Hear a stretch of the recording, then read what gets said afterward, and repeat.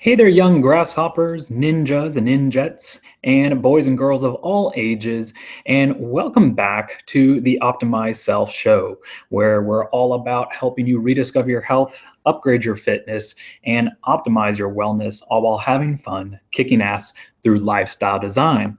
And that last part is really important, lifestyle design.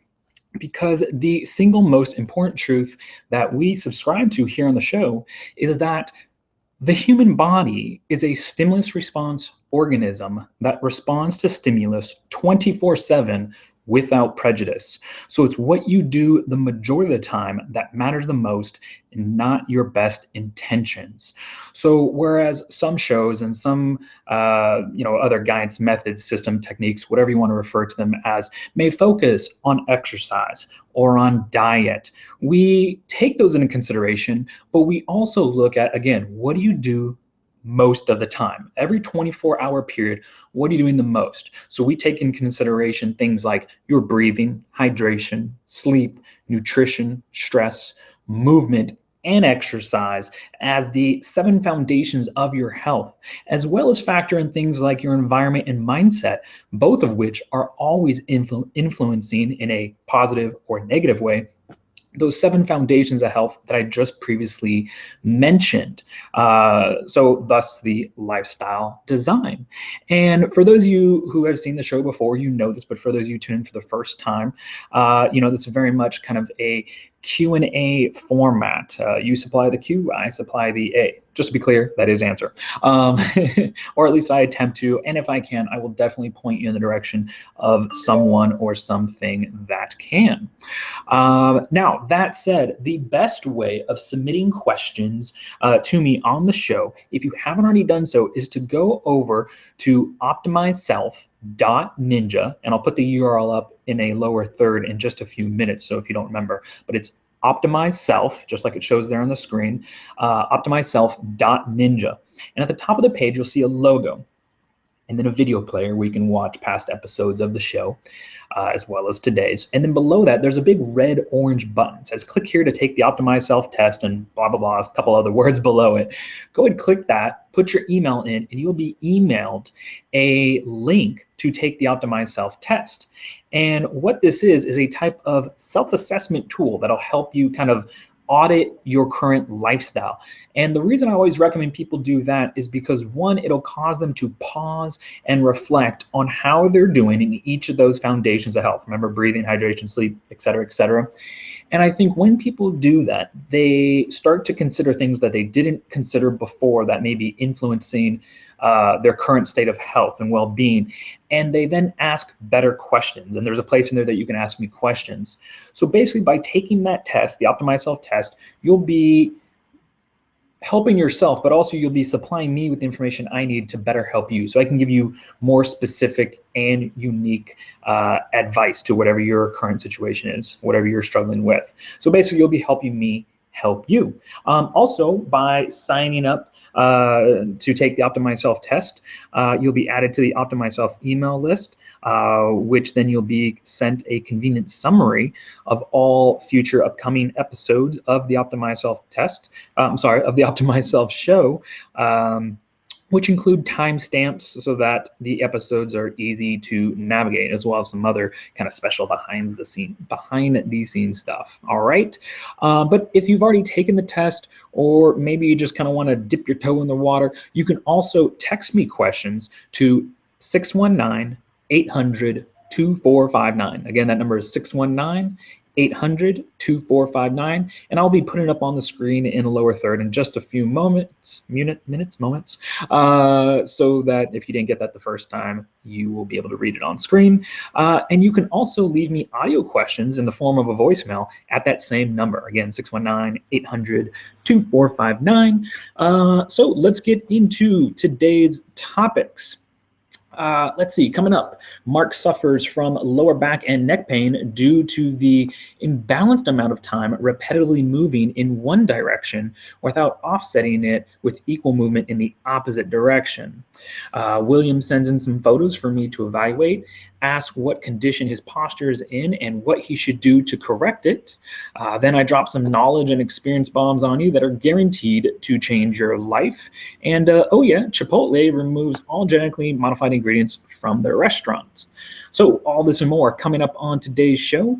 But before we get into the first main topic, I just wanted to pause for a moment and thank all of my Optimize Self ninjas and ninjettes, whether that's, I'm working with you one-on-one or that you keep me on as a retainer for yourself and your family, or if you happen to be a part of the Optimize Self Dojo, which we'll get into in just a little bit. Actually, I'll show you really quick what I mean by that. Give me 1 second. I'll do a little screen share if I could actually find.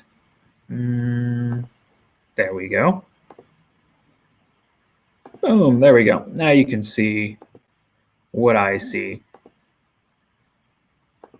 So over on optimizeself.ninja/store, you can get one-on-one sessions here, right? And there's also retainers, so unlimited access to me for anywhere from 1, 3, 6, or 12-month periods. And then you can also get memberships to the Optimize Self Dojo starting at just $25.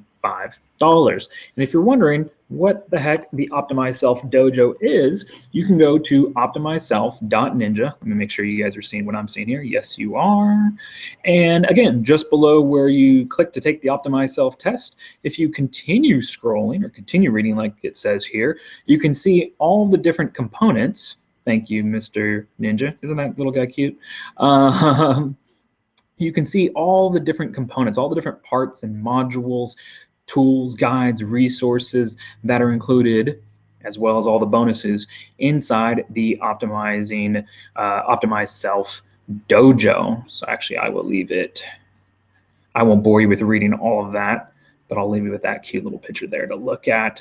And basically, there are 3 parts to the dojo. The first part is the accountability/support group, and that is basically via a private Facebook group that I've set up for myself and ninjas and ninjettes to post in and help each other with. Basically, it's a place where we're crowdsourcing our collective experience, knowledge, and more importantly, experience, to better help one another solve each other's problems.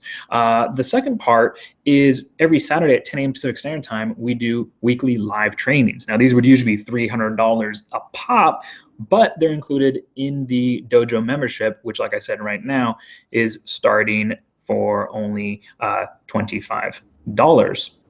And last but certainly not least, there is the Optimize Self Arsenal. And this is you gain access to this by being a part of the Optimize Self Dojo in the private Facebook group. And basically, this is a collection of various guides and resources and modules. Basically, it's the most important things that I've learned over 13 plus years of working with Lord knows how many people. I've lost count, but spending tens of thousands of hours and tens of thousands of dollars figuring out what works most often for most people, whether it's getting out of pain, losing weight, building strength, building muscle, increasing longevity, increasing, cognitive performance, physical energy, you name it, it's in there. So all of that, really, really good stuff. And this is the things that I teach my one-on-one clients, as well as those that keep me on as retainers. So you add all that up, and there is actually $3,650 worth of value delivered each and every year. This will, at one point, probably towards the end of this year, beginning of next, will turn into a kind of a membership, annual, quarterly, and monthly membership, kind of recurring payment type of model. But right now, you can get started for a one-time payment, and you will be grandfathered in, so you're never going to be asked to pay more for updated versions of what's included inside for as little as $25. So I just wanted to say before we got started, thank you to all the ninjas and ninjettes for being awesome. It's because of you that the show exists and that it's able to help people all over the world, because that's how the fun, the dojo, everything, that's really basically how the show is funded, is by the ninjas and ninjettes. So thank you guys. You're awesome. All right. So now with that all said, let me take this down. Oh, hold on a second. Let me first stop sharing the screen and wave hi to everyone. And let me put that lower third up so you know where to find me and how to get a hold of me. Give me 1 second here, doing a little copy paste, because as I keep saying, we're gonna come up with a kind of a better lower thirds. Haven't got around to it quite yet. There we go. So that's me, Justin Archer, aka Sensei, and you can find me over at optimizeself.ninja, just like I showed you. And that's where you can also find out about the Optimize Self Dojo and where you can take the Optimize Self test. All right. And then there's the phone number. There we go. I think the camera's reversed, so it's a little weird. But there's the number that you can text me your questions and or leave me a audio question in the form of a voicemail. All right. So let me grab some water and we will get started with today's first topic. All right. Feel free to join me. Cheers. All right. So Mark took the Optimized Self test that we were just talking about, and I will read you the questions that I pose inside the test. So of course, if you've never taken the test, you won't know. If I just start responding to Mark, you won't know what the heck is he responding to. So I'll read the questions and then I'll read my response back to Mark. And ideally, not only will Mark benefit from this, hi Mark, by the way, but others who are in the same or a similar situation as Mark will also benefit from this. All right, so let's dive right into it. So I asked, when it comes to your health, fitness, and or wellness, what is the biggest problem or issue that you struggle with or have in the past? And Mark says, lower back pain. It is aggravated by bending, lifting, extended sitting, sitting in the wrong chairs. In parentheses, he says, cushy recliners and couches, believe it or not. I definitely believe, and we're going to get into that a little bit later. Let's see, I'm also an avid cyclist. There is some back pain and neck stiffness associated with it, but it mostly comes after the riding is done. Posture and general form is also something I would like to improve. So Mark, here's what really kind of jumped out to me in just those few sentences. All of the previously mentioned positions and movements that you noted there, they're all biased towards flexion. And just really quick, we'll go back to grade school geometry here, and I guess it's anatomy terms. Flexion is when you close an angle up. So if I bend my arm, that would be flexion, okay? And if I bend my knee, that's flexion. This is flexion at the hips. And granted, by doing all the, and let me read back here so I'm not misquoting Mark here, but he says aggravating by bending, lifting, extended sitting, sitting in the wrong chairs like cushy recliners and couches. Think about the cushier it is, the more your butt sinks into it, the more inflection you go in your hips into your back. So all those, oh, and the cycling, which obviously you're sitting down. And even if you're sitting up off the seat, your hips are in flexion, and every time your leg comes up, every time your pedal leg goes up higher, it's going into more flexion. So think of, here's a right angle. As you go into more of an acute angle, that's flexion. As you open up into an obtuse angle greater than 90 degrees, that would be extension. Okay, so I think we're all caught up now. Everything, Mark, that you mentioned is flexion based. So it is imperative that you start to feed your body some much needed stimulus in the form of extension. So you spend a lot of time either here or here, at a right angle or an acute angle. You need to start feeding your body some positions and some movements that are extension based to compensate for all the flexion you're doing. Because again, remember that your body's going to respond to whatever you do the most. So what you do the most is what matters the most, not necessarily your best intentions. So yeah, you got to look at, if you looked at what type of movement diet are you on, and diet simply meaning what is it you're consuming the most of regularly, right, habitually? Well, you're on a very high flexion-based movement diet, and you need to dial it back a little bit with the flexion and start feeding your body more extension, right? So more opening up. And things like that. I think I note these later on, but they're coming to mind right now. So if I repeat myself, well, it bears repeating. Repetition, right? It's one of the ways we learn. But like walking and swimming, those would be two great movements that you can do to offset a lot of the cycling and a lot of the sitting. Let's see, that seems to exacerbate your pain. Let's see.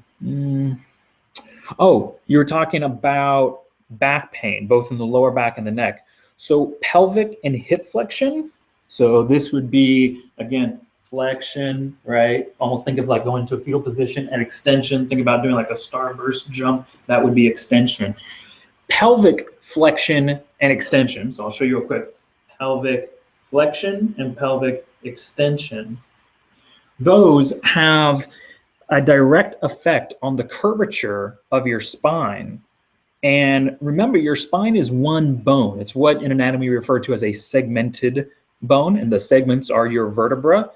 But your lower back and your mid back and your upper back and your cervical spine, aka your neck, all of those are the same spine. So what happens here, right? Oh, I put an arch in my lower back.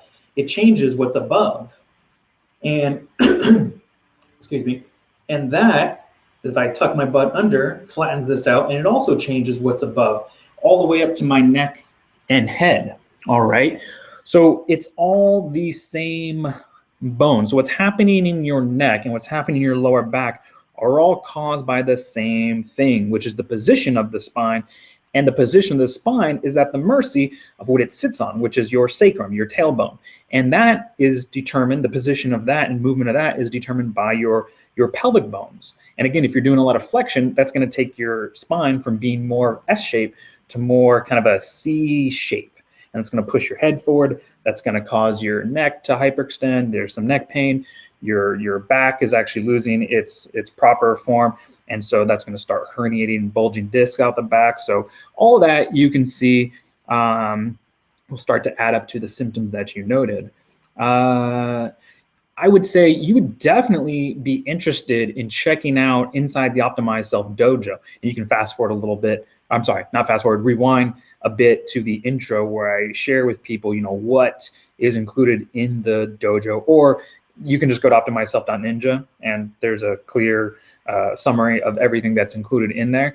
But the parts that I think would interest you the most would be the optimizing your movement and exercise modules, as well as the Optimize Self First Aid Kit, which is a collection of 20 exercise routines that are designed to relieve 20 of the most common chronic pain symptoms, like lower back and neck pain. And there's also shoulder pain and knee pain and scoliosis and other things like that.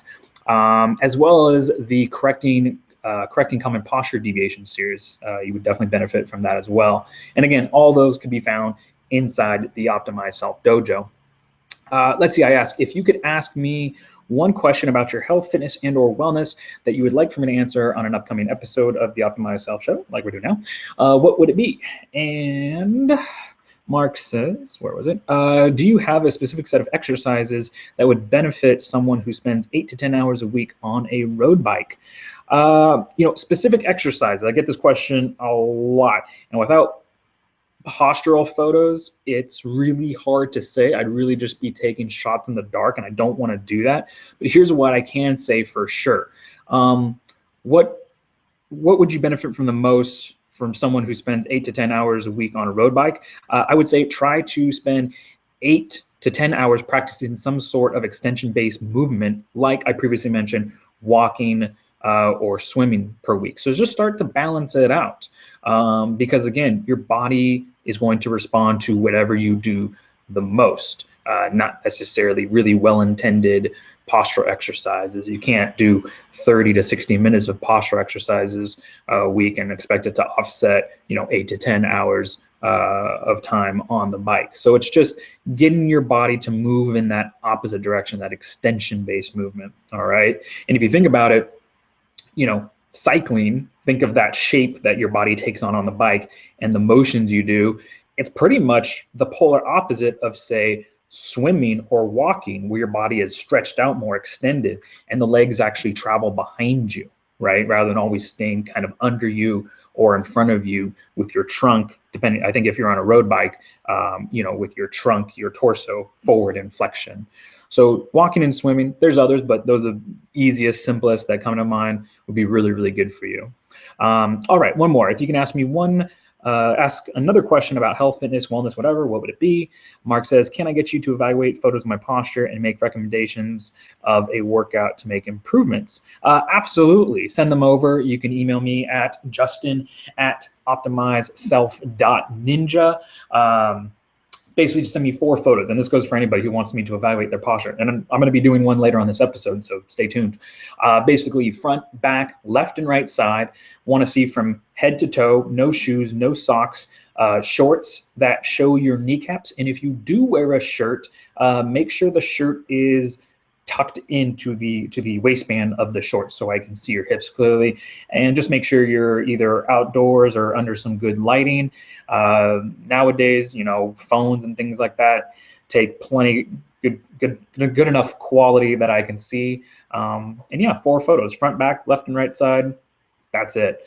Now, that said, let me totally undermine and undercut what I just said. Remember, as important as posture alignment and exercises are, they pale in comparison to these 6 other foundations of health, those being breathing, hydration, sleep, nutrition, stress, movement, and then exercise, not to mention, things like environment and mindset, both of which are forever influencing things like pain, posture, and performance. It's also important to keep in mind, and I've said this before already, probably twice, once for sure, but maybe twice in this episode, and I'll probably repeat myself again. This is, again, kind of the single truth that we subscribe to here. I cannot say, Mark, if you only take one thing away from today's video, it's that the human body is a stimulus response organism, and it responds to stimulus 24/7 without prejudice. That means, it's going to respond to the 8 to 10 hours a week you spend on the bike and the prolonged sitting in cushy chairs that you sink down into in flexion or bending over, just as much as doing, sorry, dog tried to jump up into the table. That was odd, but she's okay. It's going to respond to that just as much as, whatever attempt you make to do some postural corrective exercises. So again, it's what you do the majority of the time that matters the most, not your best intentions. And no quantity or quality of exercise can compensate for a suboptimal lifestyle. And we're going to even get deeper in that, so I'll leave it at that for now. Let's see, how often? Okay, so now we're talking about lifestyle and what you do the most. We're going to start getting into questions here with Mark about that kind of evaluate and tell a little bit more about his lifestyle, because honestly, this is what matters more. This is going to have a much bigger impact, not just because I say it does, it's because what you do the most, the breathing, the hydration, all that stuff is going to have a bigger impact than any recommendations I can give exercise wise. All right, so let me grab some water. We'll get into that. Okay, so I ask, how often do you practice any forms of meditation and or conscious, ideally diaphragmatic breathing? And Mark says never. So usually I recommend trying to practice 15 minutes of conscious diaphragmatic breathing total per day. And let me emphasize, total per day. You don't have to carve out 15 minutes of your day to do this. Actually, I wouldn't even recommend. I would recommend against that, because most people cannot focus on doing that for 15 minutes. So do like 5 minutes, maybe max, and then do that 3 times throughout the day. Or you can do 1 minute, 15 times a day. It doesn't matter. Just try to fit in 15 minutes total per day. And what do I mean by conscious diaphragmatic breathing? Well, I hardly see anyone nowadays that comes to me for help, especially in chronic pain, who has proper breathing mechanics. And by which I mean that they're breathing with their primary breathing muscle, i.e., their diaphragm, which is basically dome shaped, fits under the rib cage, comes down here. It ties into your pelvic floor, your hip flexors, and your lower back. Now, why is that important to anyone or Mark? Well, because remember, he said he was having pain in the lower back as well as the neck. And we already went over how the neck is the lower back. They're one and the same. They're just one is lower and one is higher, but it's the same part of the body. It's the spine. And one affects the other. And the tilt of the pelvis under the spine affects the position and the functionality of the spine. So that all matters. And the diaphragm ties into that. So, Mark and most people watching, what I've found, what experience has taught me, is most people in chronic pain, they've temporarily, for many reasons, which is kind of beyond the scope of today's episode, but they've shut down breathing here, and instead they're breathing, up here. Now, that's not bad in and of itself. You do have secondary auxiliary breathing muscles in the chest, neck, and shoulder area. That should really, though, only kick in when you're running from a lion or doing wind sprints, as probably is more realistic. Hope you're not being chased by a lion. That would be terrible. Terrifying, really. But when you're talking and just sitting, they should be relatively relaxed.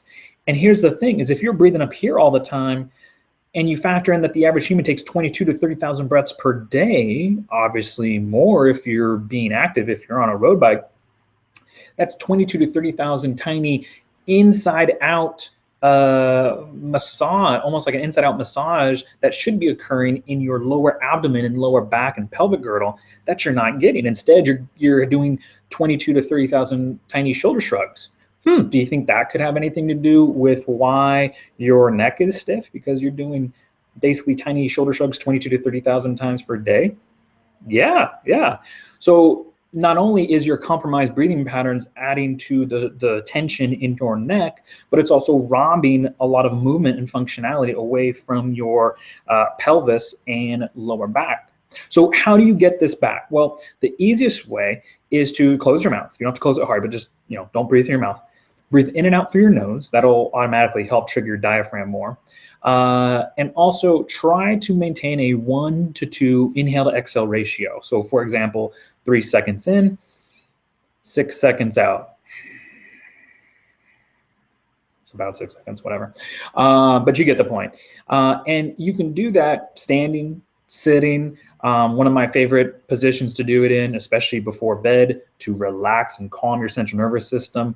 We'll get into sleep a little bit later, is static back position, which basically lie on your back, legs bent at 90 degrees on a chair, ottoman. I won't go too far into it because I'll just include a link in the show notes over on YouTube under mention links, and you can watch a video tutorial on how to properly get into it. All right, so Mark, make sure to check that out, as well as everyone else watching. And so this diaphragmatic breathing that I've made reference to, this is key to releasing tension in and around your hips, your spine, your neck, and really the rest of your body. It's huge. It's vital. I cannot emphasize how important that is. Quite frankly, Mark, for you, anyone else, I would tell people, if you don't have your breathing down, you have no business even worrying about what exercise you should do to correct your posture, unless those exercises are to help reconnect that kinetic chain that has been disrupted between your shoulder girdle, your torso, and your pelvic girdle, because that's what happens when that disconnects. A lot of times you can't breathe. So, and actually I have some exercise routines and ways to optimize your breathing inside the optimizing your breathing module inside the dojo. So definitely check that out. All right, so let's see, we covered breathing. Let's see, how much do you weigh? 173 pounds. How many ounces of water do you drink per day? At least 48. So this was a red flag for me, because Mark, you should be drinking a bare minimum of half your body weight in ounces of water per day. For you, that's roughly 87 ounces of water per day. And don't forget, that's bare minimum. You should be definitely drinking more on the days that you exercise, that you ride or cycle. Also for people who have manual labor jobs. I think Mark later on says that he recently retired, so maybe not that big of a thing, but yeah, especially when you exercise or on days that you consume caffeinated or alcoholic beverages, you want to drink a 2-to-1 ratio to compensate and make up for that. Have a cup of coffee, that's fine, but make sure to have 2 cups. If you have a 12-ounce thing of coffee, make sure to have 24 ounces of water to offset that. Same thing with a glass of wine, have 2 glasses or cups of water.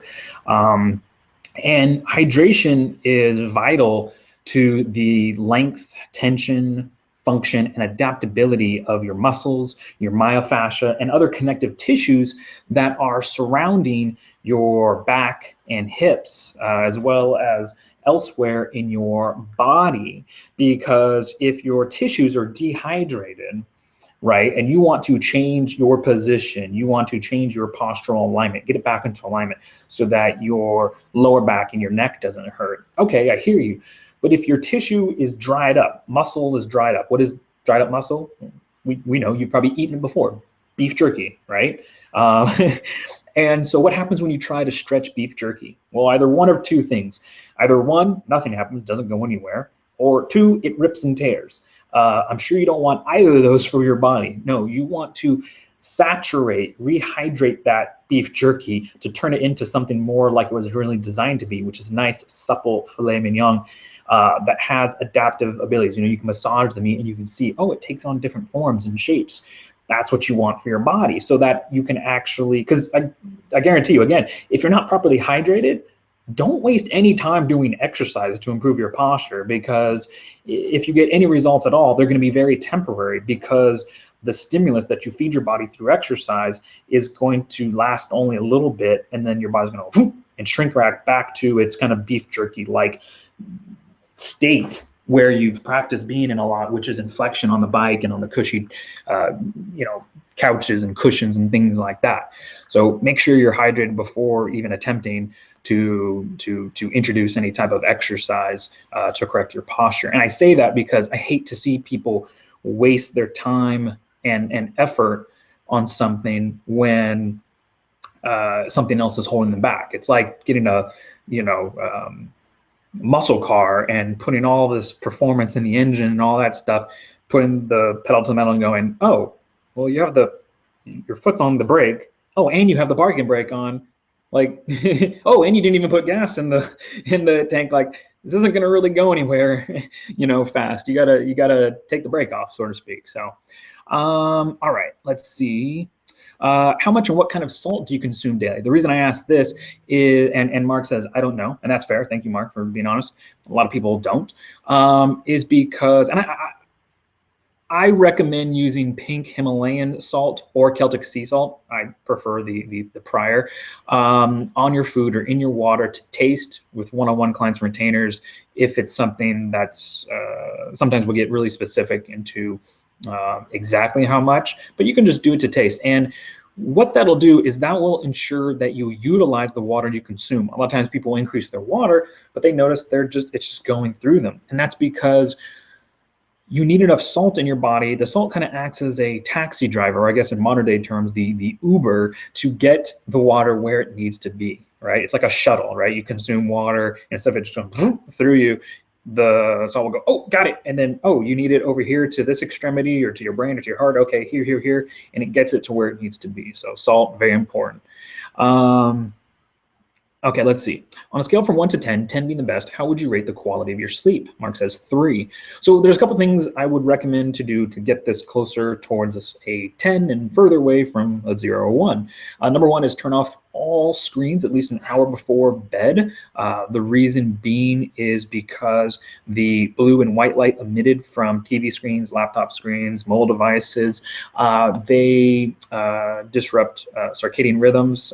Won't go too deep in how exactly, but yeah, they can just mess up the quality of your sleep. So an hour or two before bed, 2 hours is even hard for me, but at least an hour before bed, Try to stay away from screens. If you have to be around a screen, like a desktop or a laptop, I strongly recommend you download something called Flux. I think it's, you go to GoFlux or GetFlux. I'll try to remember to put it in the show notes below. It's a free application. It runs in the background. And basically what it does is, the way I explain it, is a sunset for your computer. So wherever you happen to be in the world, as the sun sets outside, you start noticing your monitor take on a kind of reddish orange hue. It's slight though. It's really, really slight. Maybe the only people who would have a problem with that is if they did, graphic design or photo editing. You'd have to turn it off so that you see the true colors. But other than that, web browsing, watching videos, you really, really don't notice it after the first day. And so it'll filter out that blue and white light in the evenings. During the morning and the days, it's absolutely fine. It's a good thing. But in the evenings, yeah, just want to stay away from that. They do make filters for the screens and all that. For mobile devices, I don't think you can get Flux on iOS device. Just turn your brightness down as much as you can. And yeah, I think that covers about the screens. Try to consistently go to bed at the same time, 7 days a week. So, and ideally that time is before 11 p.m. because after that you get a surge of cortisol to keep you up. So whether it's at 9, 9:30, 10, 10:15, whatever, just try to get to bed roughly at the same time. And that will really make sure that you wake up at the same time, even without an alarm. Also, make sure your bedroom is as dark as possible. Use blackout shades if need be. Use an eye mask if need be, especially if you live in a city and there's kind of ambient light. Again, if you go to bed at the same time, you don't need an alarm, so don't have an alarm in the room, because the red or the green or whatever light is emitted by your alarm will interfere with your sleep. At the very least, turn it around, or they make little stickers that you can put on it so it's not disrupting your sleep. You can also try cooling down your bedroom. The average temperature for high quality sleep is 66 to 68 degrees. You can do that with your thermostat of your home. You can also do that. Is it Cool Pad? Chili Pad. I think it's called Chili Pad. I'll try to remember to put that in the show notes. I just actually thought of that right now. It's a cover that goes over your bed, and you can actually have different temperatures on different sides of the bed. You can set the temperature. A really simple, cheap way of lowering your body temperature is, even if you're covered up, just sleep with 1 foot outside of the cover, barefoot, and that'll help drop your body temperature as well.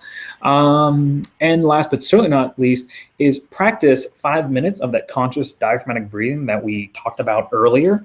Kind of looks like this. So if you put your hands right above your hip bones in the kind of soft spot, for some of us it's softer than others, but if you breathe there, watch my hands.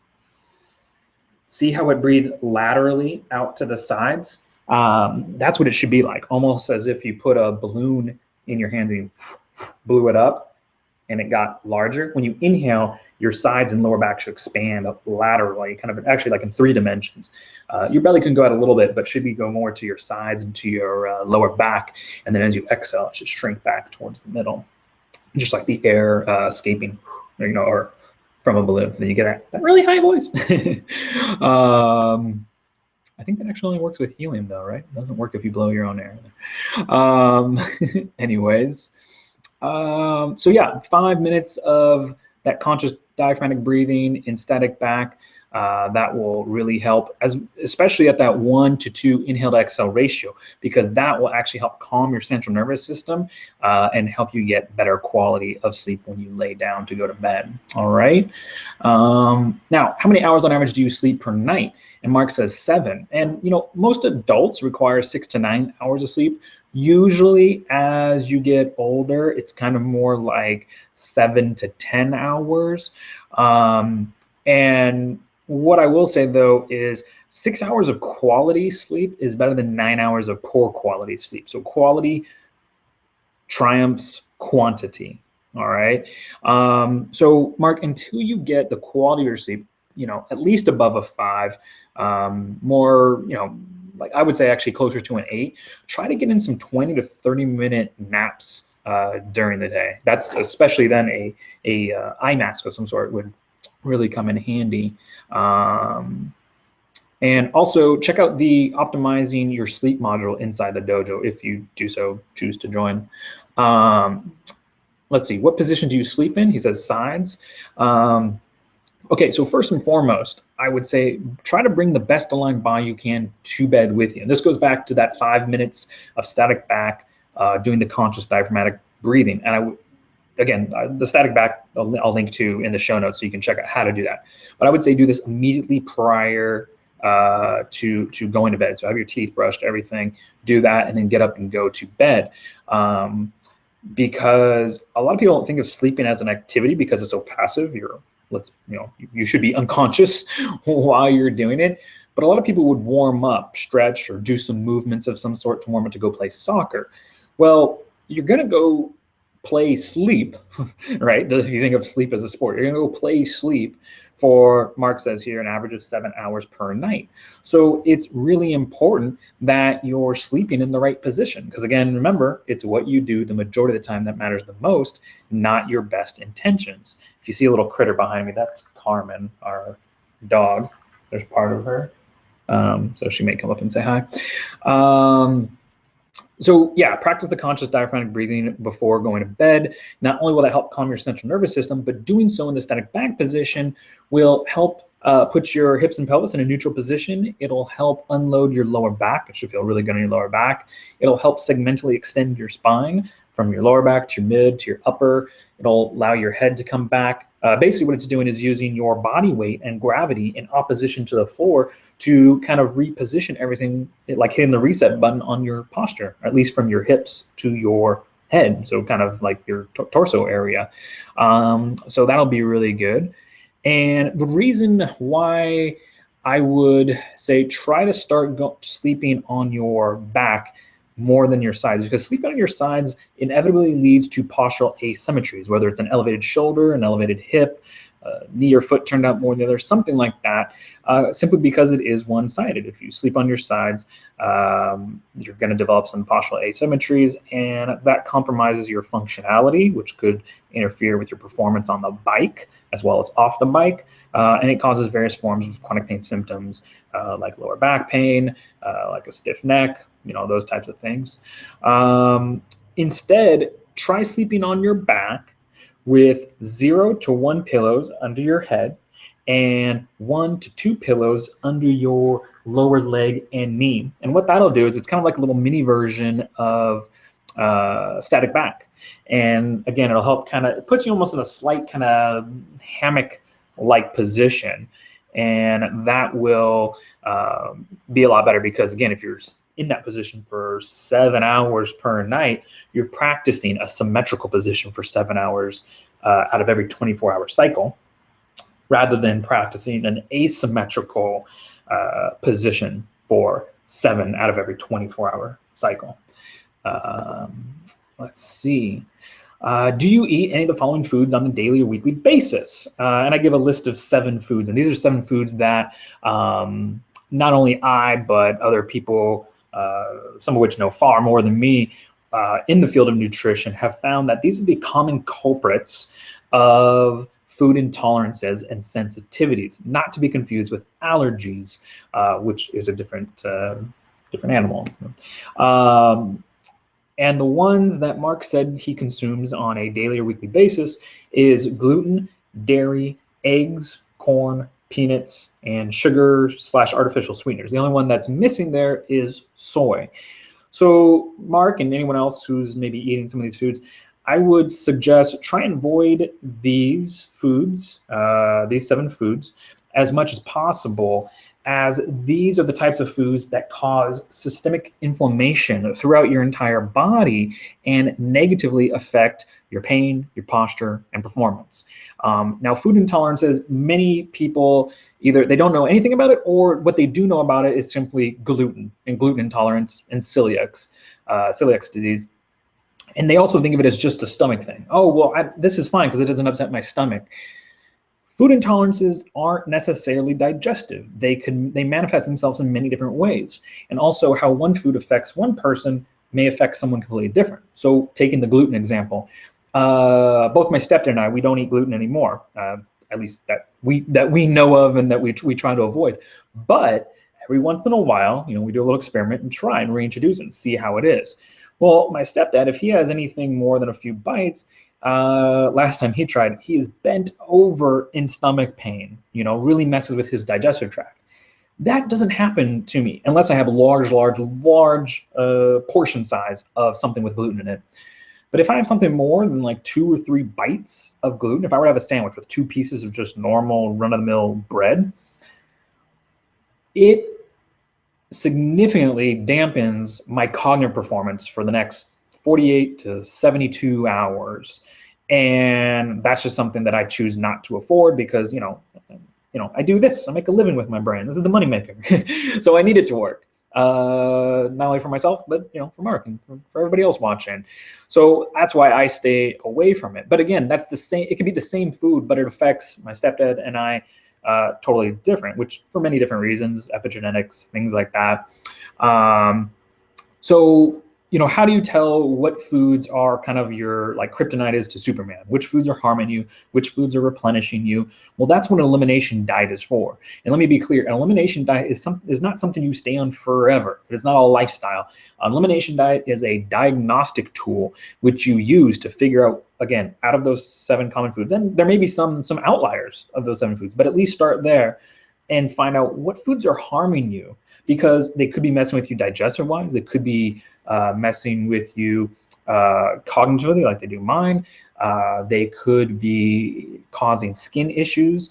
They could be causing joint pain, inflammation there. There's many ways that they manifest themselves. And again, it's not just gluten. The most common ones are gluten, dairy, eggs, corn, peanuts, soy, and then sugar/artificial sweeteners. So you use elimination diet, which I go through on how to do that in the Optimizing Your Nutrition module. But basically, if I were to summarize, for about 3 to 4 weeks, you go cold turkey in all the foods and use a food journal. And then on week, let's say 5, you try to reintroduce 1 food at a time for 4 consecutive days, 4 days out of the 7 days of the 5th week. And you do just 1 meal, 1 serving, and you see how your body responds. And the reason you do that is because just because you have something on Monday and you don't feel negative effects on it on Monday, let's say you're reintroducing gluten, well, you may feel negative effects up to 3 days later, actually even up to 4 days later. So that's why there's that 4 days on, 3 days off on that 5th, 6th, 7th week, however many weeks you want to go to figure out which foods you have intolerances to. But really the only ones that I personally would try to reintroduce, because macronutrient wise, protein, carbs, fats, cholesterol, that kind of stuff that are good, would be the dairy and eggs. The others, gluten, corn, peanuts, sugar, and artificial sweeteners, just keep those out of your life like 95 to 98% of the time, and you'll feel much better and you'll live longer, and just everybody will be better off for it. But the other ones, yeah, by all means, test and see how they are. So yeah, again, the elimination diet, it's a diagnostic tool, not a lifestyle. I don't believe in any blanket statements when it comes to nutrition. Carbs are bad, carbs are good.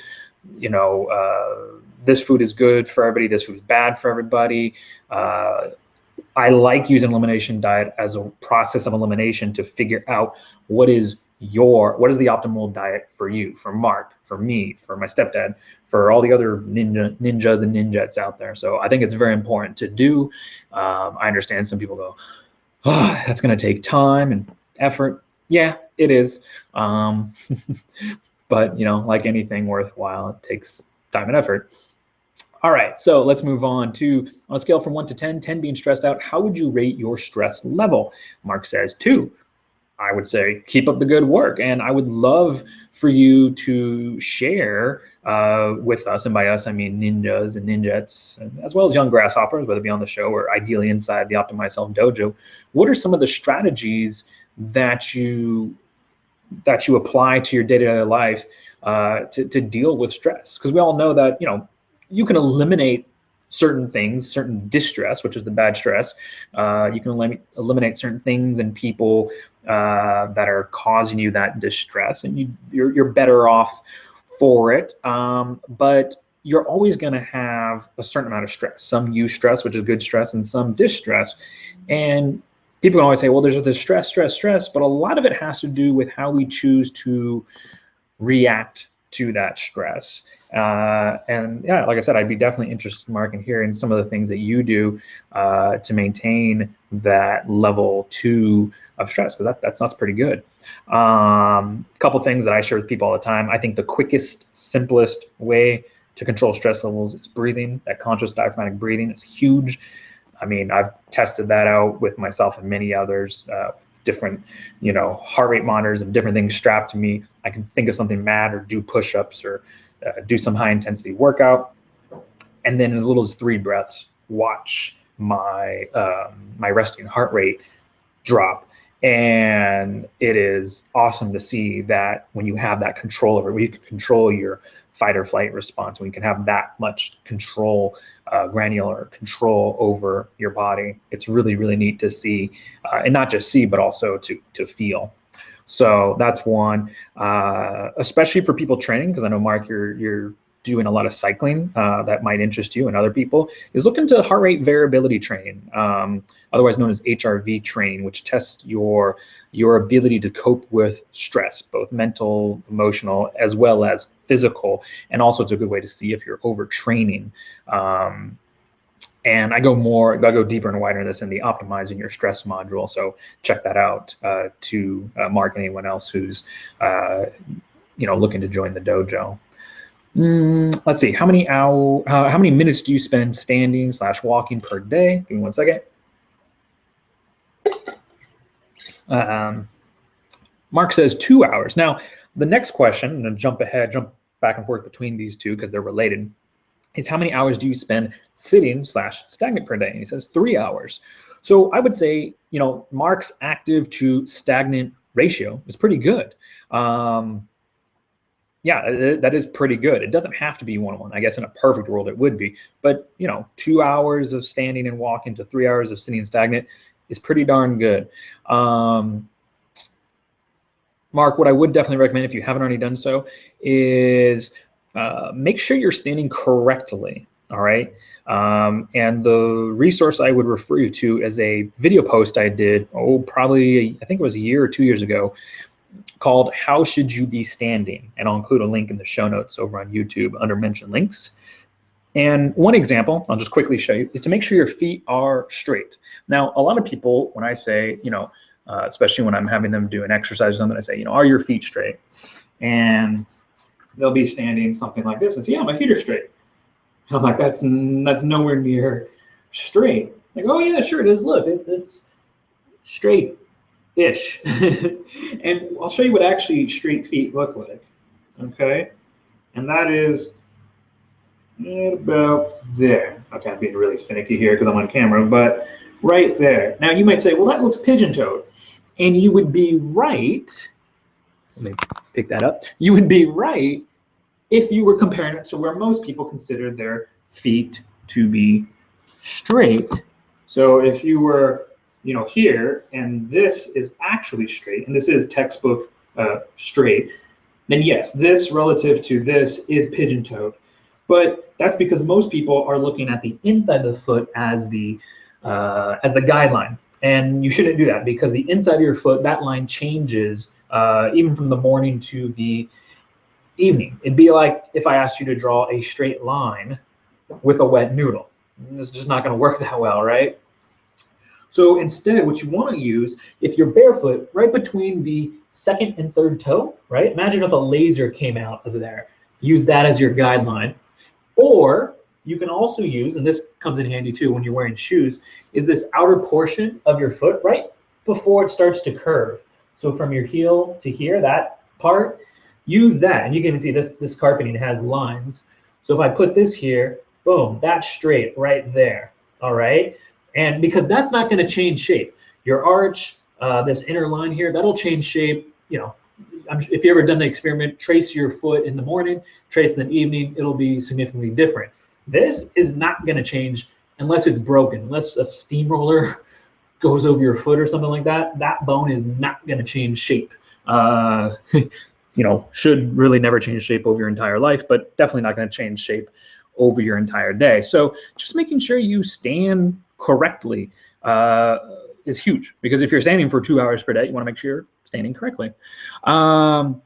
The other one is for the time you're sitting, is check out the post I did called "How Should You Be Sitting?" And there's a lot of good stuff in there. A lot of people ask me, what's the best position that I should be sitting in? My answer is always, your next position is your best position. Don't get stuck in any one position for too long. Ideally, no more than about 20, 25 minutes. After 20, 25 minutes, you should be changing. You notice I'm recording this sitting on the floor and I'm fidgeting around, not just with the camera here so you can see me better.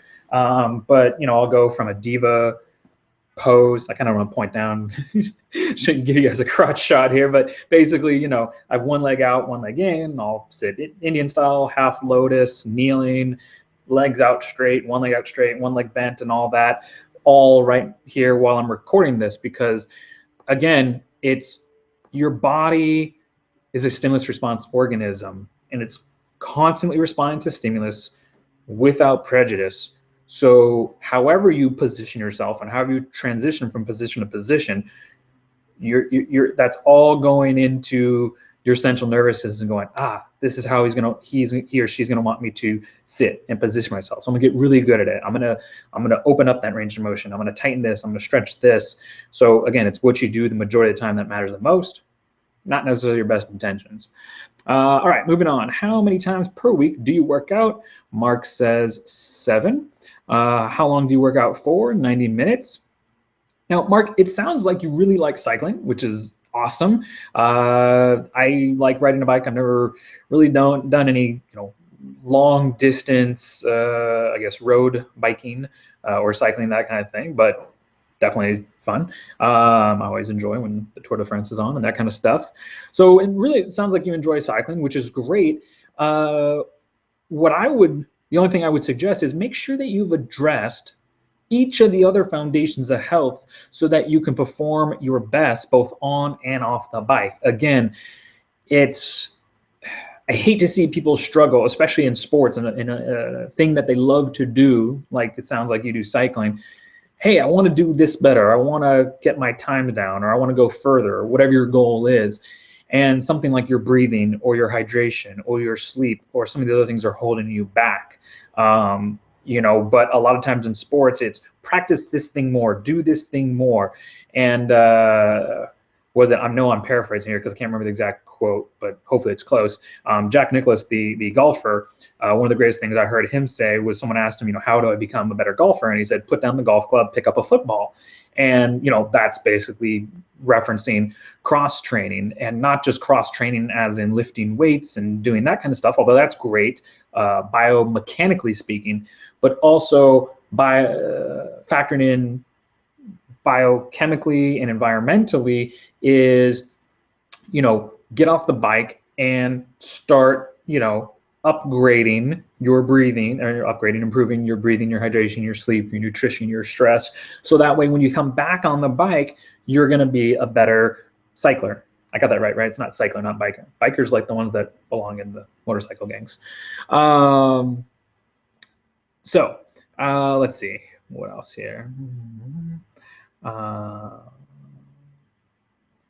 Yeah, and I think you mentioned earlier something about form. Again, the body that you bring to the couches and the chairs, the bodies you bring into bed, the body that you bring to standing is the same body that you bring to the bike. So make sure that whatever your good intentions are for exercise and cycling are actually benefiting you and not harming you, by which I mean also make sure that you're not overtraining, okay?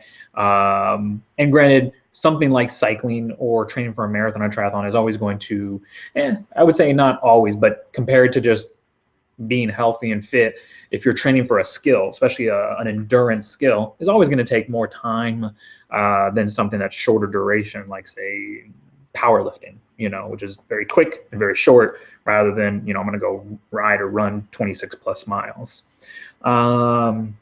Also, keep in mind that the results you can achieve from exercise, in this case, I know we're talking about biking, but any exercise or workout regime that you follow will always be limited by the combined quality / state of your other foundations of health.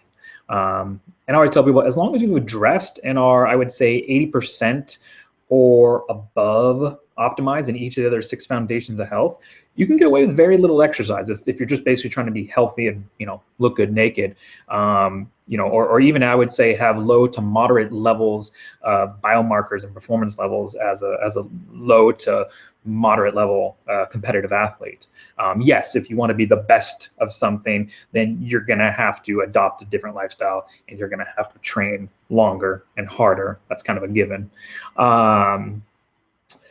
Let's see. The other thing is, and again, this isn't, again, Mark, if you're doing biking biolinks, keep doing what you're doing. Again, just make sure you're not overtraining and make sure you're doing the other things, the breathing, the hydration, the sleep, to ensure that all that is supporting your cycling endeavor so you can be the best you can, again, on and off the bike. But for other people, I would say, generally speaking, for health and fitness, overall wellness, high intensity, shorter duration workouts often prove to be more effective and also more efficient than low intensity, longer duration workouts. There's nothing wrong with low intensity, long duration workouts, especially if you like them.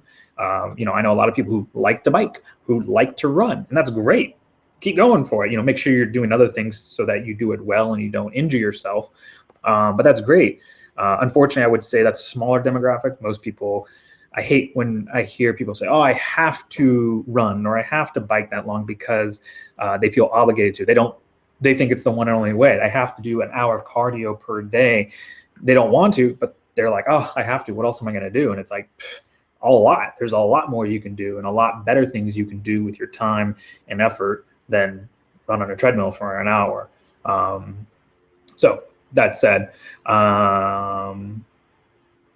yeah, unless you're a competitive athlete and or training for a special skill, I think 10 to 30 minutes is plenty to achieve low to moderate athletic levels of health and performance. I think we're starting to beat that horse to death more. So, all right, let's move on. How conducive is your environment? Things like work, home, peer group, etc., is to achieving your goals. On a scale from 1 to 10, 10 being ideal. Mark says 10. So Mark, that sounds really good. And I'm sure everyone like myself is curious to know, how have you accomplished this? How have you set up your, well, I think you said later on you recently retired, but how have you set up your home and your friends, your family, and other things? How have you modified your life to be conducive of what it is you're trying to accomplish with your health? Because I think that's great. And because most people know the saying, you are what you eat, which I'll take one step further and say you are what you eat, and you also are what you absorb.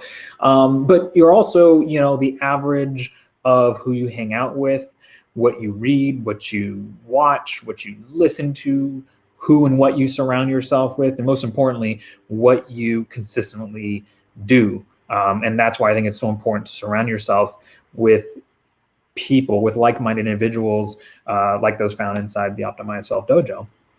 Let's see, what is your general mindset? Mark says hopeful, informed, and skeptical. So being hopeful and informed is good. I think that's a good combination of feelings to have in your mindset. Just remember that there's a big difference between knowing and doing, and an even bigger difference between knowing, did, and doing. A lot of people say they know something, but they haven't actually applied it to their life. So they haven't did. And then there's another group who said they know, they did, but they're not currently doing. Water, for example. Some people know, I know I need to drink half my body weight in ounces of water. Some people go, oh yeah, I never really seem to do that. Okay, well then it's not gonna, I can guarantee you it's not gonna work for you. Or some people said, well, I used to do that, but I'm not doing it now. Could that be why I have low back pain, neck pain, et cetera, et cetera? Yeah, because you have to not just know, and you'll benefit when you did, but you're only going to benefit, in the present if you're doing, which, by the way, cheers. Makes me think of a favorite quote of mine, or I don't know if it's I guess it's a quote, but it's Roy Vane's The Rent Axiom, which goes, success is never owned, it is only rented, and the rent is due each and every day. And you can always substitute success for anything else, health, fitness, wellness, financial well-being, relationships, all that, it resets every day, and you can't just eat healthy one meal or one day or one week. You have to consistently eat healthy to be healthy. You can't just, ride a bike one day and, be Lance Armstrong or something like that. You have to keep riding and keep practicing to get faster and to be able to ride further and more efficiently. Practice doesn't make perfect, it makes permanent. Let's see. And as far as the skepticism, I always welcome skeptics, and I myself am, partially one. It may seem like I'm just very, very optimistic, which I am, but I also am skeptical of kind of everything on a little bit at first. Because although I believe listening to health professionals is usually a good idea, doing what they say without first taking responsibility for your own health and doing your own due diligence, kind of running things through your own kind of common sense filter, that I think is always a bad idea. Especially with this is unfortunate, but the majority of health info out there is really just a combination of misinformation, marketing, and social memes. It's really hard to believe, anybody out there not being overwhelmed, but I think it's even more important to take the time to go over things and cross-reference things. Now, granted, each of us only have so much time each day, and that's why I definitely believe leveraging off of other people's knowledge and experience, i.e., you combine those two, what do they spend to get knowledge and experience, their time. So use other people's time, and I mean that in a good, positive way, not just use people. That's wrong. But that's another one of the founding principles of the dojo, is to crowdsource our collective knowledge and, more importantly, experience, so that we have a bigger library or arsenal, if you will, as I refer to as the Optimize Self arsenal, to pull from. So that we know, because I'm only one person, Mark's only one person, and each of us alone, we only have 24 hours. Together, we have 48. We've just doubled our time, and we can leverage off of that. Mark knows things that I don't, and I know things that Mark doesn't. We put our heads together, and the synergistic amount of our knowledge experience is automatically, at the very least, doubled, if not most likely tripled or more. And that number just exponentially grows as you go into higher numbers, 10 people, 20 people, 100 people, so on and so forth. Let's see. Is there anything else that you believe is contributing to holding you back from being your optimized self? Mark says, I recently retired. I'm an avid cyclist. I'm willing to incorporate specific exercise into my fitness routine. I think my lack of knowledge of what those exercises need to be for my specific issues and body condition is holding me back. So Mark, I kind of mentioned this earlier, but I'll say it again. I think a lot of people focus on exercise, and I think this is a worldwide thing, but I will especially say it's an American thing because, again, all the misinformation, the marketing, the social memes, it has indoctrinated people into putting exercise up on a pedestal and thinking it is the most important, or in some cases, the only way to improve your health, fitness, and wellness. And please hear me out. I think exercise is important. It is part of the recipe, but it is not the entire recipe. And I think people, honestly, nowadays focus too much on exercise and not on the other parts of life, the parts that they do more. So honestly, the advice that I'm giving more and more nowadays, after hearing people's problems and what their current lifestyle is like, is I say, take a little focus off exercise and focus more on living better. Get your breathing, your hydration, your sleep, your nutrition, your stress, and your movement under control before worrying about what exercises you should be doing. Because again, the results, how much you benefit from exercise, is always going to be predetermined, is always going to be limited by how you're doing those other parts of your life, those other foundations of your health. And to kind of back that up, I always think about it this way. If you, and we'll use Mark's numbers here, if you work out, if you exercise, and I think you mean by this cycling, about an hour and a half, because I think you said 90 minutes per day. So if you work out or exercise or cycle, whatever, for an hour and a half per day, but you live but you spend the other 22 and a half hours living the rest of your day. Obviously, the latter, the 22 and a half hours, has a much bigger impact on your overall well-being than the 1.5 hours that you spend exercising. So focus on what you do the most, and again, not your best intentions. This is precisely why I prioritize breathing as the most important foundation of health, because you're doing it all day. You're doing it even more when you're cycling, when you're exercising, and you're also even doing it when you're unconscious, when you're sleeping. So again, the reason I prioritize those foundations of health the way that I do is because it's what we need as humans, not only to survive but also to thrive. You can't go that long without breathing, and you can't go that long without hydration or sleep, but you can go a little bit longer without food, and you can go a little bit longer without exercise. Contrary to belief, people are not dying due to lack of a six-pack. They're dying due to the lack of understanding how those foundations of health integrate and how they synergistically either add up to or subtract down to whatever the current state of their health is. So yeah, again, focus a little bit more on the lifestyle, on living better, but keep exercising. I think you have a good role on that. Again, the Optimize Self First Aid Kit and the Correcting Common Posture Deviations. I'm also going to probably be adding a sports section in the Optimize Self Dojo, which will include cycling. So that should be coming soon. So those are great things that I think will help you. Again, let me just put the little disclaimer ahead is make sure you've addressed the other parts of your life because they matter more. Something I was even thinking this morning, this is the first time I'm kind of voicing this, is people talk about the Archimedes lever that you use to make changes. Well, a lot of people are trying to make changes in their health, fitness, wellness with exercise, and that would be trying to, if you had a weight over here that is your life, that is your health, and you put a lever under it to pivot off of and move that weight, that heavy weight.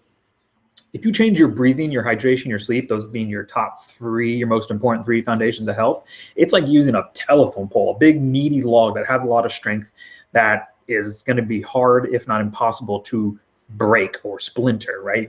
You put it underneath the thing and you'll pull down it and boom, you can move or flip that weight pretty much wherever you want.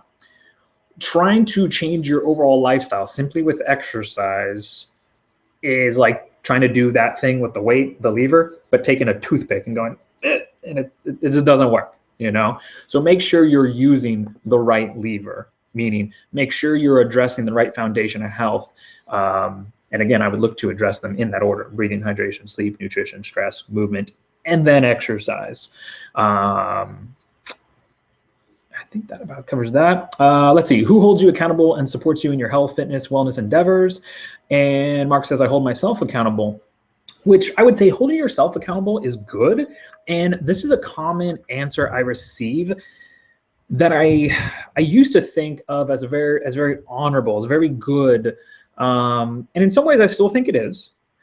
But over the years, my view on it has changed. For several reasons, but I think people say that answer because I want to say like, hey, I hold myself accountable. I'm my own man. I'm my own woman. But there's that old saying, no man or no woman is an island. And another one, like, it takes a village to raise a child and all of that. And I think relying solely on yourself and what you know best is kind of the equivalent of taking all your money and investing into one stock because you like their logo. It's just not a good idea. Instead, what I recommend is to find like-minded people with the same or similar goals as you and leverage off each other's collective time, knowledge, and experience, just like we touched upon earlier. Going this route is exponentially more effective and efficient And like I said, this is one of the founding principles of the Optimize Self Dojo. Why I put it together, is to combine people, again, their knowledge and experience, but also, if you take the best of healthcare, right, a system that's supposed to take care of people, and I know there's a lot of holes in that. I won't disagree with that. There's also some good parts of it, but if you take the best of healthcare, you take the best of self-care, and I do think there's some problems with self-care, but if you take the best of healthcare and self-care, you put them together, what you get is welfare. And I don't mean food stamps or anything like that. I mean the other definition of welfare, which is community care. It's looking out for your fellow human, the person to the left of you, the person to the right, your friend, your family member, your neighbor, your coworker. And that's what I always reference when I sign off on emails and says, take care and be a good human. That's what I mean by that. So again, to anyone listening, Mark too, check out the Optimize Self Dojo over on optimizeself.ninja and take a look, see how you can leverage off the built-in accountability and support, as well as the sum total of everyone, I'm in there too, knowledge and experience that's included inside. All right. Do you know about the Optimize Self Dojo? Mark says, yes, I do, and is interested in joining. And yeah, Mark, I think you would be a perfect addition to the group. I know I speak for everyone when I say we would absolutely love to have you. And I'm sure that everyone, everyone has a lot to offer you, but also you have a lot to offer them. So we look forward to seeing you inside sometime soon. Let's see, what would you love to see in your inbox from optimizeself.ninja? Let's see.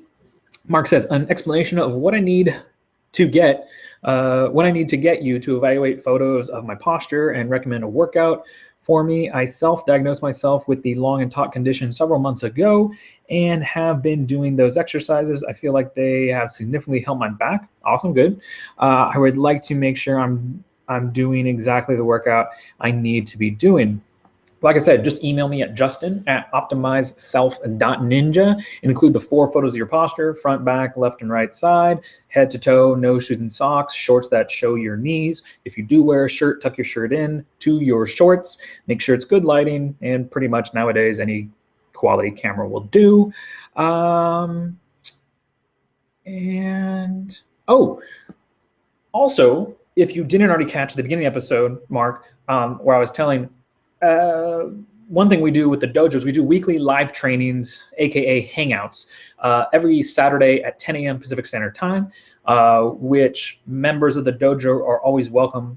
This Saturday I got 2 people coming on the show with me, so it's basically like this, except we share a split window, or the window switches depending on who talks, and we can actually do a live postural evaluation. So basically, I just send you an invite link, click it, a little window pops up, and all you need is a computer, which I know you have since you took the test, and a webcam. It could be built into your computer or an externally plugged in one. And really, that's it. And we can chit chat, talk about whatever you want, whatever you're struggling with, trying to overcome. Me and the other members will put our heads together and help you out. I can only speak on my experience, 13 plus years being in the what I refer to as making bodies better world, holding many different positions over that time. But a lot of other people have different experiences, and I'm confident that together we can help you. And like I said, I'm confident that you have things that you can share with us that would help all of us, myself included. So that would be another way to get your posture evaluated, and you can do that live, which is kind of cool, because then we can talk in real time. If you have questions, you can ask me and I can respond in real time. So that's another way that you can get your posture evaluated. And again, I do offer one-on-one sessions and retainers, but I always tell people, start with the minimum effective dose, and that is the dojo. And then if you need more kind of one-on-one time, specialized to your needs, that's where then we can look at one-on-one sessions or retainer. But I would say the next step would be join the dojo. And Let's see. I think last question. Have you shared Optimize Self Ninja with a friend, family member, or someone you care about? Mark says yes, he has. So Mark, thank you very much. I look forward to hopefully seeing you and whomever you shared it with inside the Optimize Self Dojo. And I think that about does it. Oh, if you're watching this on YouTube, or if you're watching OptimizeSelf.ninja, on the top, you click the link, the title of this episode, and open up in YouTube. If you can like this video, that'll help it rank higher and other people find it. Also, if you think any of the answers I give to you or to any other part of this episode is helpful to someone you know, please share it with them on your favorite social media platform or in an email. I know they would really appreciate you thinking about them. I would appreciate you helping spread the word and share the love. And last but certainly not least, go ahead and click the subscribe button over on the Optimize Self Ninja YouTube channel. That way you can stay up to date with all the recent happenings and going-ons inside the Optimize Self Ninja ecosystem, let's call it. All right. Anyways, Mark, thank you very much for taking the Optimize Self test. You're awesome, and I look forward to hearing from you again soon. All right. Take care. All right, let me grab some water, and we're going to move on to the second topic, which is a shorter question. So we always do one Optimize Self test response, and then usually one or two shorter questions. And today's short question answer number one is from William, and William emails in some posture photos that he wants me to take a look at. So this is something that Mark was interested in. So Mark, if you're still watching, this is kind of what that would look like. And William gave me permission to share these photos. So I'm going to bring them up and we will take a look-see. Apologize, I should have had this up. There we go. Got him. And I want to try to make sure only to share that.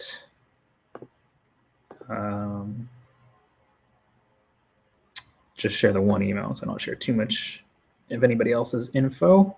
All right, let's do a screen share. Boom. All right. So this is William. And William was kind enough to actually blur the photos out for me. That way I didn't have to have my wife, Anya, aka Mrs. Ninja or Ninjette, do it for me. She's the graphic designer in the family. So this is William, and he was asking which condition his posture is in. And if you're wondering what that means, then I'll refer you to a video post I did called "What Condition is Your Posture In?" And I'll link to it in the show notes below.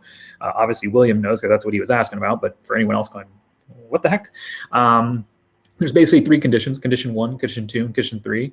And I will show you William's photos here because he has a pretty straightforward, typical condition 1. So I'll scroll down here and then I'll show you kind of what I'm seeing. All right. So first of all, let's start with the front.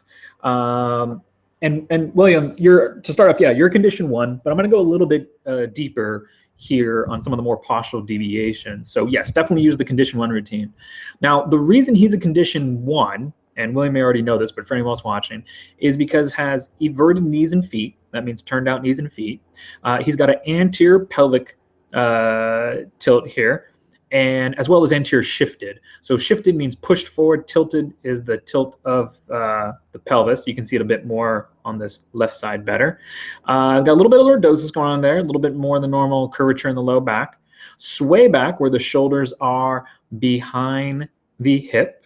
Kyphosis, which is a more than normal, kind of an extreme curvature of the upper back. Rounded shoulders, you can see the shoulder, which should sit back more here, is forward. Another way you can tell that is by looking straight on. Ideally, we should be able to see just the thumb and forefinger, but you can start to see kind of the whole back of the hands. So they're not super rolled forward. Quite frankly, I've even been more rolled forward shoulders before I knew anything about posture alignment. So William, don't worry, there's definitely hope for you. You're not as bad off as I was, honestly. And let's see, forward head position. You can see the head is forward of the shoulder. Now, again, that's because of, and we talked a little bit about this with Mark earlier on in the episode, the tilt of the pelvis and the position of your hips will dictate or definitely influence the curvature of the spine. And so what happens down here in the lower back is going to affect what happens here in the neck. And because the head is forward, I think it actually even shows better. It's kind of the same on both sides. Because the head's forward, ideally if it was neutral, he'd be looking kind of more down at that angle. I don't know if can you see the mouse on the screen? Yes, you can. Good. He would be looking kind of more diagonally down at a 30 to 45 degree angle. But to compensate, he tilts his head up so he can look straight ahead at the horizon. Okay. And what that does is that starts to hyperextend his cervical spine. So it starts to kind of pinch there. So all these are condition 1 traits. The only thing that stands out that is a condition 2 trait is the elevated left shoulder. You can see here, look at the collarbone, it's higher than the right side. And even look at how the arms hang. You can see this arm is hanging up higher. Just look at it on his thigh compared to the right hand. So that's the only condition 2 trait that I see. And for that, William, and anyone else who has an elevated shoulder, I will refer you to the Correcting Common Posture Deviations video post I did on shoulder elevation, and I'll include that in the show notes below. Now, let me see, I'll move that over here. The condition 1, the biggest thing is the pelvic tilt. All right, that's what kind of tells a condition 1 from a condition 3, which is opposite, more kind of butt tucked under. Now, that said, let me stop that there. As I've been known to do in the past, and I'm doing right now, I will totally undermine myself by saying and kindly reminding everyone that as important as posture, alignment, and exercises, corrective exercises are, they pale in comparison to the 6 other foundations of health, those being breathing, hydration, sleep, nutrition, stress, and movement. Not to mention other things like your environment and mindset, both of which are always influencing your pain, your posture, performance, and the other previously mentioned foundations of health. And it's important to remember that the human body is a stimulus response organism that's responding to stimulus 24/7 without prejudice. So it's what you do the majority of the time that matters the most, not necessarily your best intentions. Not even necessarily. I just say not your best intentions. That said, it's imperative to use a system that treats the whole body, not just biomechanically speaking, but also biochemically and taking in consideration environmental factors, but treats the whole body as an entire unit and not just in parts. So, if you like what you found over on the posture.com and are interested in learning more about how you can benefit from the synergistic power of the foundations of health and the optimized self system, and you just don't want to settle for anything less than a pain-free and active life without limitations, then I would strongly recommend you check out the Posture Guy's successor, which is right here, optimizeself.ninja, which, well, I'm going to send you a link to it. So you're probably already on it. And I'm so happy that you're here, unless you're watching this on YouTube, which I guess you could as well, in which case I'm happy to have you on the YouTube video and channel. So yeah, posture is very important. But it is, again, it's part of the equation. It's not the entire equation. Or if you like food, it's part of the recipe. It's not the entire recipe. And really, just like the title of today's video, I don't know if I'm pointing up and you can see it. I think there'll be a title above here, but I have it in front of me, and it is Pain, Posture, and Performance are a result of your lifestyle. All right. So, and you can change your pain, posture, and performance through corrective exercises, but the more efficient way and effective way is to do it by changing all those areas of your life and one by one optimizing your breathing, your hydration, your sleep, nutrition, stress, movement, and then exercise. All right. So, well, I'd like to give you more kind of lifestyle advice on how to change those things, but I don't know enough about you to speak on that. So I kind of need you to help me help you more. And to do that, if you go to optimizeself.ninja, you're watching it here, right below this video. If you're watching Optimize Self Ninja, there's the video player right here, and right below is a big red orange button. It says click here to take the Optimize Self test. Click that, put your email in, and submit. You'll be emailed a link to the Optimize Self test. And basically, that is a self-assessment questionnaire that'll help you to kind of audit your current lifestyle and see how you're doing in each of those foundations of health and how are they positively or negatively influencing your pain, posture, and performance. And in there, you can also ask me some questions. And then I could, in a future episode of the Optimize Self Show, give you more specific advice. All right. And if you kind of want to see what that would look like, just rewind to where I talked to Mark, because he took the Optimize Self test and I responded to him before I started responding to you. And so you can see kind of what that would look like. So yeah, definitely take the Optimize Self test. That would be the next step.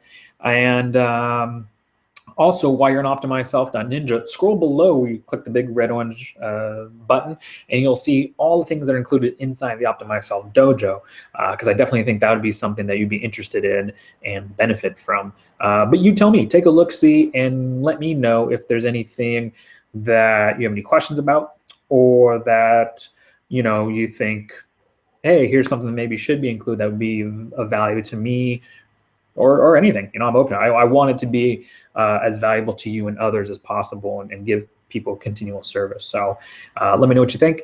And last but certainly not least, I would really, really appreciate it if on YouTube, and if you're not watching this on YouTube, you can just click on the title and it'll open up, depending on your browser settings, another tab or window where you can watch it on YouTube. If you can like the video, and also if you can think of anybody that my answers to you or my answers to anyone else would help, I know they would appreciate you sending it to them on your favorite social media platform or via email, and I would appreciate you helping spread the word and share the love, so to speak.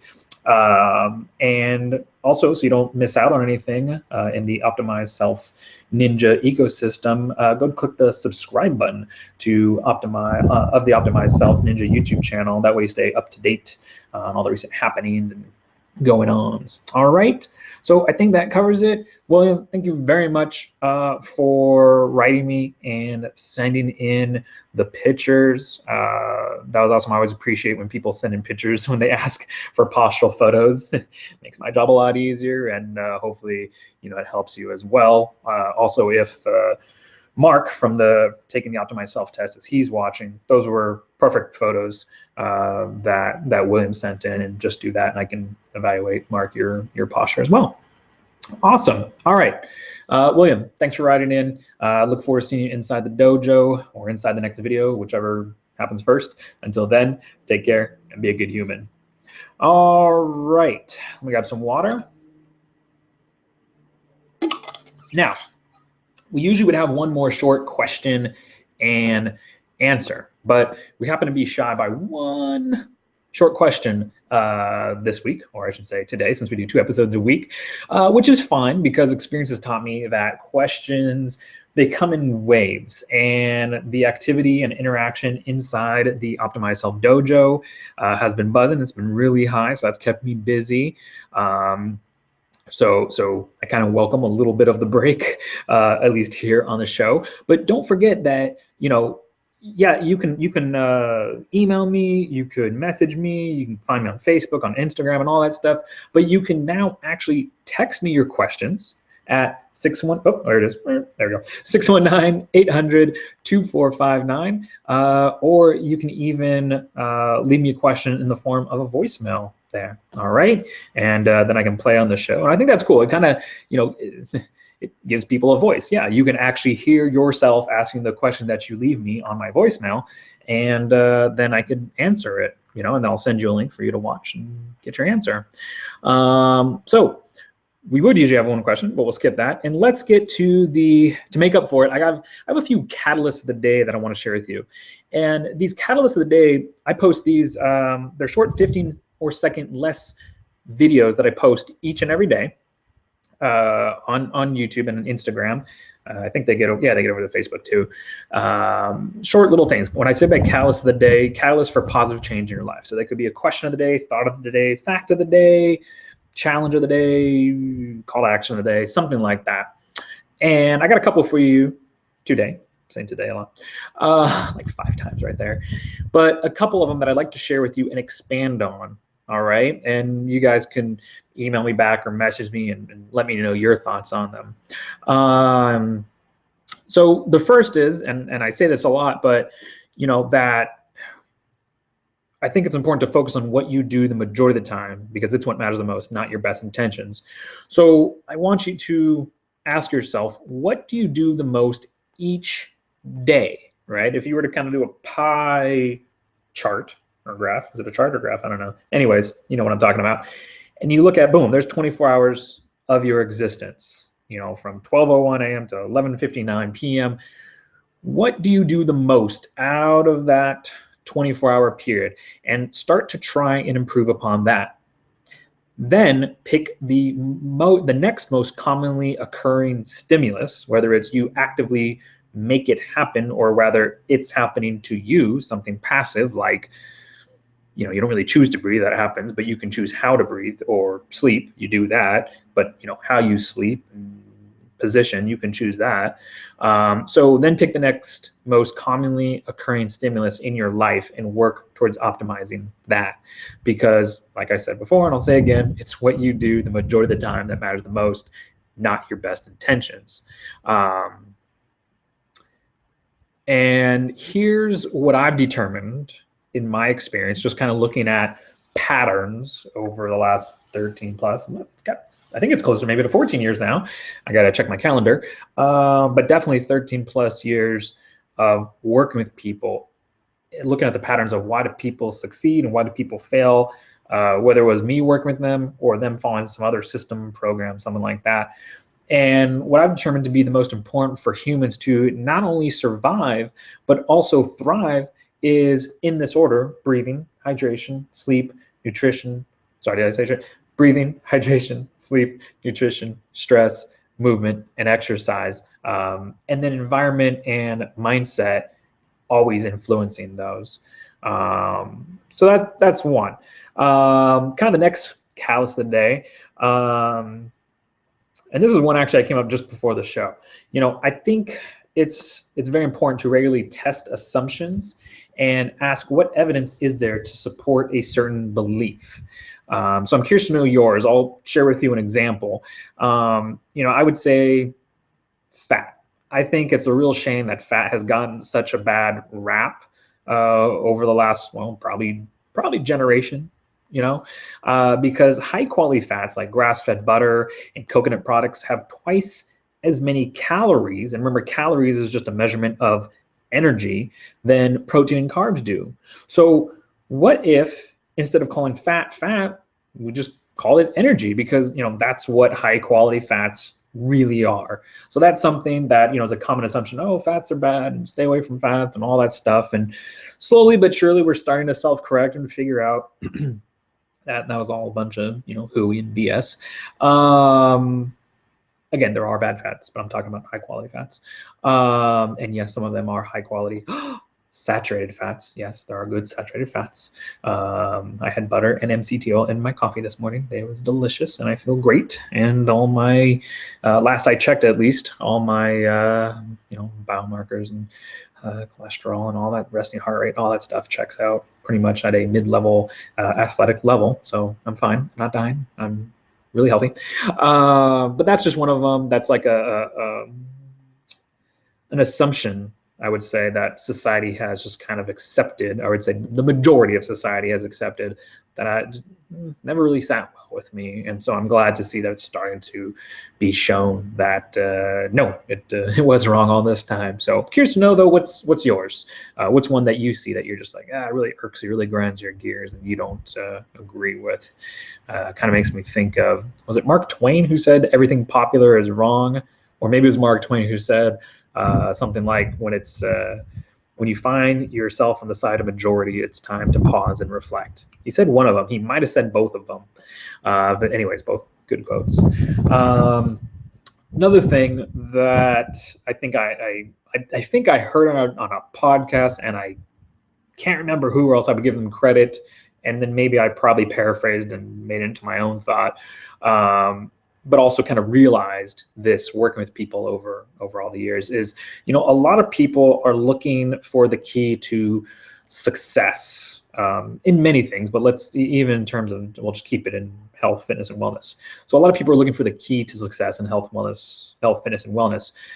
And, but what I found is that it's usually a combination lock where the combination is different for every person. And, I think it's unfortunate that so many people have been indoctrinated into believing that the problems, our health, fitness, and wellness problems, can be bought in the form of a one-size-fits-all solution, whether it be a pill or an exercise routine or a surgical procedure or something like that, that places the responsibility of the patient on someone or something else. And I think, any program, any method, any system that doesn't require those who practice or participate in it, that uses that system, method, program, whatever you want to call it, without teaching those who practice it to take responsibility for their health, does its followers a huge disservice, in my eye. I'd be curious to know what you guys think. But yeah, trust me, I would love that there be a one size fits all. If I can tell you, do this, do this, do this, do this, and you'll lose the weight, you'll gain the strength, diabetes will be gone, and all that stuff. But it's not. There is, just like in many things in life, there is no black and white. There's many different shades of gray, and I find, just like I said, there's not a single key for anybody. There may seem like, hey, this thing made progress go from here to here, and that's great, but it's also all the things you did before, that led up to that change and also support that leap. So again, I think it's a combination lock to success, and that combination is different for every person. Let's see. Okay, one more. This I wanted to make clear that the Optimized Self show and the dojo are designed, again, not to just give you the answers.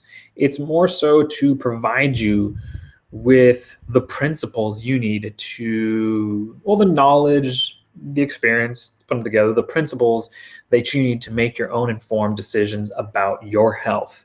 I want to make it clear that I don't want you or anyone else watching to,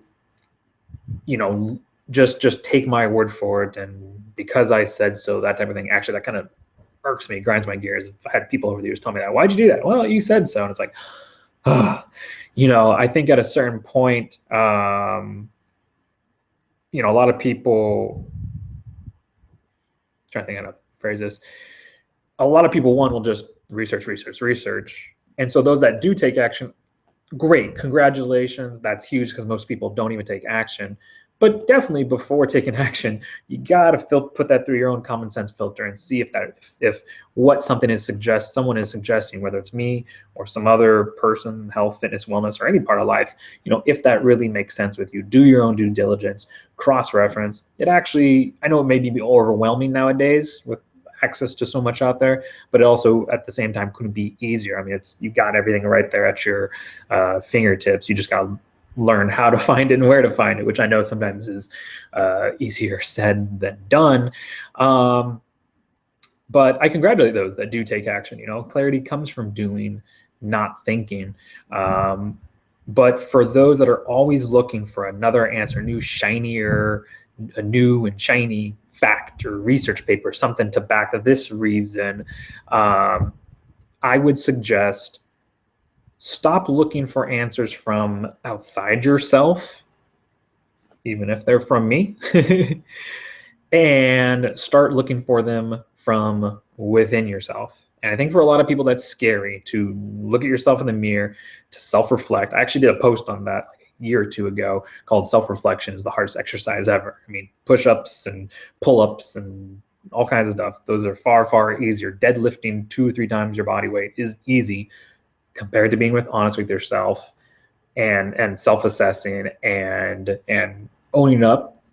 Both patting I think it's easier to pat yourself on the back for the things you do well, but also being honest and going, yeah, I'm not doing this well, and that's why I'm getting the results, or I'm getting or not getting the results that I want. But I think when you're able to do that, things become a lot clearer on what needs to be done to get the results that you're after. So yeah, I'm definitely not here to tell anybody how they should live their own life. As far as I know, I don't think we have any kids watching this show, although I still try to keep it PG-13. You know, if you're watching, you're probably a grown-ass adult, and you know you're responsible for you. And yeah, you gotta. I tell people, listen. You know, listen to what's out there. But when everything is said and done, you know, the responsibility for your health, your well-being begins and ends with you. And you know, I think that's where you're going to find the majority of your health, fitness, and wellness answers, as well as answers to many of other life's mysteries, is from within. All right. So hopefully that wasn't too, you know, wooey out there. I actually literally mean it strategically and not just, you know, mentally and emotionally and spiritually. But I know it's something that's hard for people to do. And at one point, and still kind of is, but I would say at one point was really hard for me. So I can sympathize. It's like I said, it's the hardest thing to do, but it's the most worthwhile. So anyways, if you like these, and again, they're 15 seconds or less, because that's what I think Instagram allows you to do. They're much shorter than these that I went over. These are kind of the expanded versions of 3 or 4 Catalyst of the Day videos. But if you like these, there's plenty more where that came from, and you can find them. You can find me at Optimize Self Ninja on Instagram. You can find me at Optimize Self Ninja on the Facebook page. And definitely, I would say subscribe over at youtube.com/Optimize Self Ninja. All right, that way you can you'll be alerted of when these come out. And yeah, I think you get like a notification when they come out, as well as if you're part of the dojo, you'll be alerted when we do our live trainings. Although you can pretty much guarantee, with the rare exception, they're going to be Saturdays at 10 a.m. Pacific Standard Time. And oh my gosh, I forgot, we had one last thing. All right, I'll make this quick because I know we're going long on this episode. I totally forgot that we had a little news to break. Okay, I thought I had a link. Anyways, I'll just tell you this, all right? Quick little summary, and I'll put the link to the actual article in the show notes. So according to a report from the New York Times, Chipotle, you know, the restaurant, Mexican food, delicious, has removed all genetically modified ingredients from their restaurants, which should hopefully inspire similar change across the industry, much like their stance on agricultural antibiotics did. And you know, I'm curious to know what you guys think about this. I think it's great. I also read something that recently, was it like 700 McDonald's closed? I got to check a little bit more on that. And I think that is, and the reason being is because pressure to be healthier. People are choosing Chipotle and other healthier fast food and medium speed food options more than their unhealthier counterparts. So I think that's great.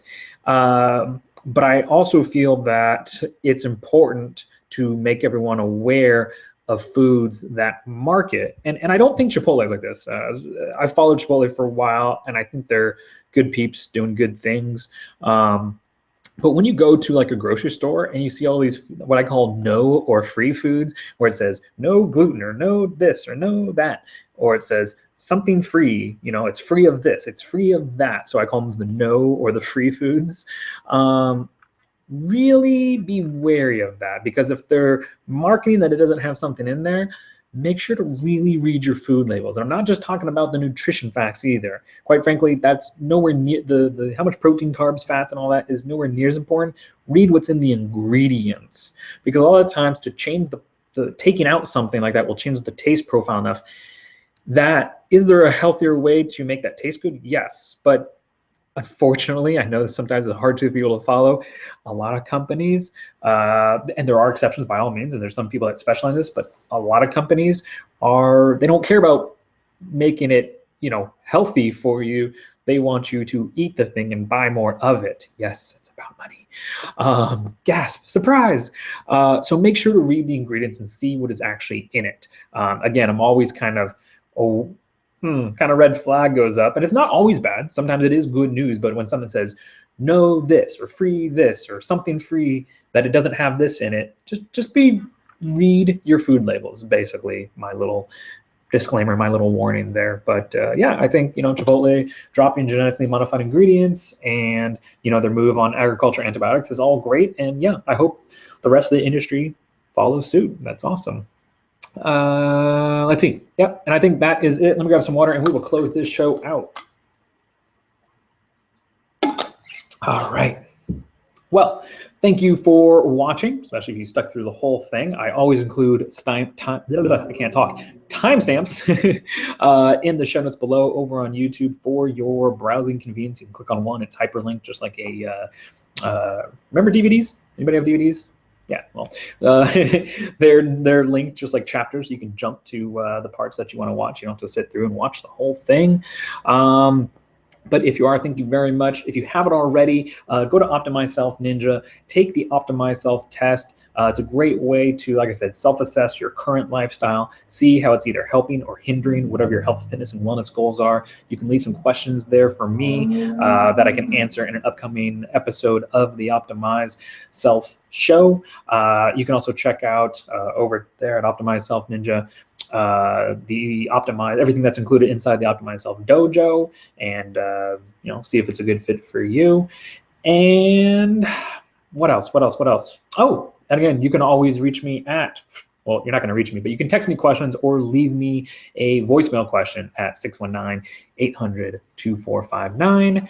And you can find me on YouTube at youtube.com/OptimizeSelfNinja. I always appreciate likes for the videos if, in fact, the information did help you. And if maybe whether it was for you or maybe it helped someone else, you can think of someone else that would help. I know they would appreciate you thinking of them and sending it them, sharing it with them on your favorite social media platform or via email. And I would appreciate you sharing it with them and just helping, share the love.